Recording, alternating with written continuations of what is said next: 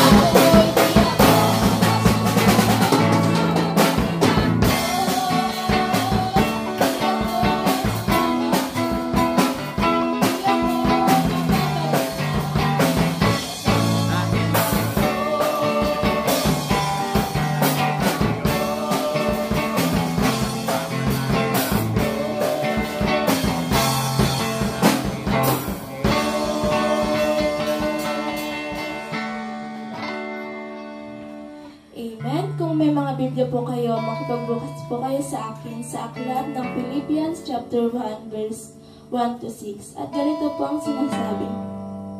Si Pablo at si Timoteo na mga alipin ni Kristo sa lahat ng mga banal kay Kristo Jesus na nangasa Pilipino, pati ng mga obispo at ng mga diakono. Sumainyo nawa ang biyaya at kapayapaang mula sa Diyos na ating Ama at sa Panginoong Hesukristo. Ako'y nagpapasalamat sa aking Diyos sa tuwing kayo'y aking naaalala na parating sa bawat daing ko ay masayang nananaing ako na patungkol sa inyong lahat. Dahil sa inyong pakikisama sa pagpapalaganap ng Ebanghelyo mula ng unang araw hanggang ngayon, na ako'y may lubos na pagkakatiwala sa bagay na ito, na ang nagpasimula sa inyo ng mabuting gawa ay lulubusin hanggang sa araw ni Hesukristo. To God be all the glory.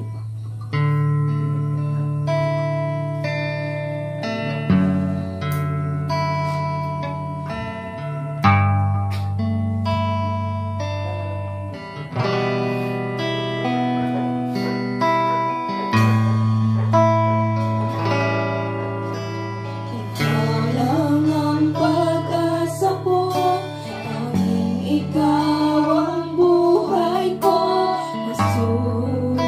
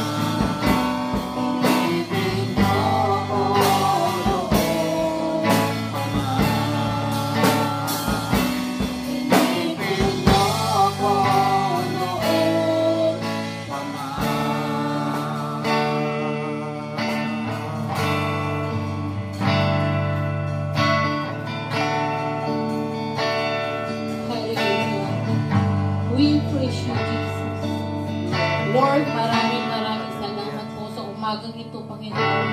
Narito po ako upang magpuri sa iyo, Panginoon. Lord, hinihiling po namin sa umagang ito ang iyong banal na spirito na kumilos po